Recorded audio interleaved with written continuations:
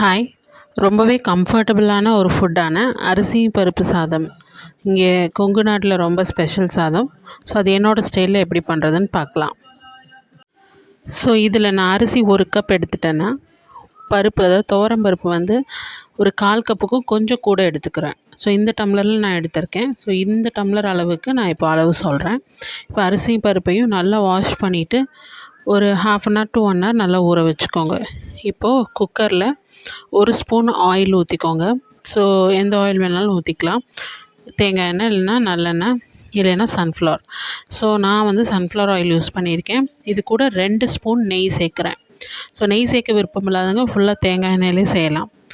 So 2 spoon நெய் சேர்த்துட்டு இதில் தாளிக்கிறதுக்கு நான் சின்ன பட்டையில் ஒரு 2 பட்டை, அப்புறம் ஒரு 1/4 ஸ்பூன் சோம்பு, 1/4 ஸ்பூன் கடுகு எடுத்திருக்கேன்.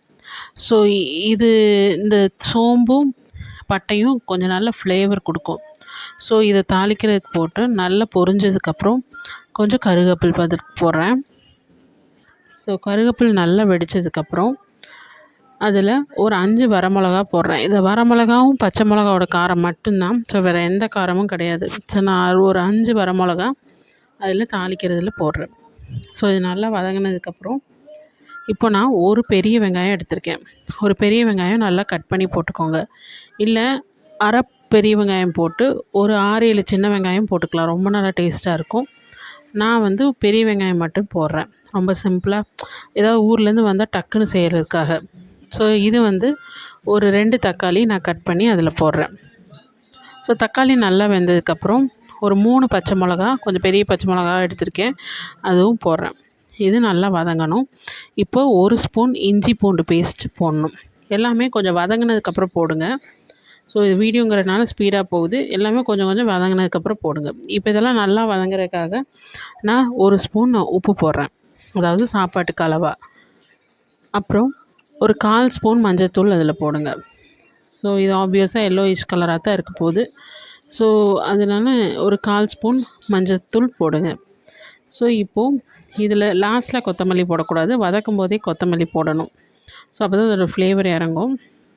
ஸோ பார்த்திங்களா எவ்வளோ எண்ணெய் திரும்ப வதக்கியிருக்கேன்னு. ஸோ அந்த அளவுக்கு இது நல்லா வதங்கணும். பிரியாணிக்கு எப்படி வதக்குவீங்களோ அதே மாதிரி இது நல்லா வதங்கினா தான் அரிசி பருப்பு சாதம் ரொம்ப ஃப்ளேவராக இருக்கும். ஸோ இது நல்லா வதங்கினதுக்கப்புறம் நீங்கள் ஹாட் வாட்டர் நல்லா கொதிக்க வச்சுருங்க. ஸோ நல்லா கொதிக்க வச்சுருங்க. இப்போ நான் 1 கப் அரிசிக்கு வந்து 2.5 கப் தண்ணி ஊற்றுவேன்.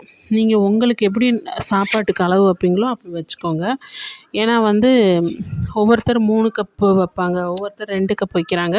ஸோ உங்களுக்கு ஏற்ற மாதிரி தண்ணி வச்சு அதில் ஹாட் வாட்டர் சூடு பண்ணி அதில் ஊற்றிக்கோங்க. இப்போது அரிசியும் பருப்பையும் நம்ம ஊற வச்சுருந்தோம்ல, இப்போ அதை நல்லா கொதிக்கிற தண்ணியில் இப்போ அந்த கொதிக்கிற கலவையில் போட்டுக்கலாம். ஸோ இப்போ அதில் அரிசி சேர்த்துக்கலாம், அரிசியும் பருப்பையும்.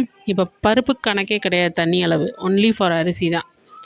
ஸோ இப்போது அதை சேர்த்துட்டு ஒரு 3-4 விசில் வந்ததுக்கப்புறம் நீங்கள் சாப்பாடுக்கு எவ்வளோ விசில் வைப்பீங்களோ அது வந்ததுக்கப்புறம் இறக்குனீங்கன்னா நல்ல பொலன்னு அரிசி பருப்பு சாதம் ரெடி ஆயிரும். இதை அக்கம்பனி பண்ணுறதுக்கு நான் கார முட்டையும் அப்புறம் வேர்க்கடலை சட்னியும் கொஞ்சம் ஊறுகாயும் எடுத்திருக்கேன்.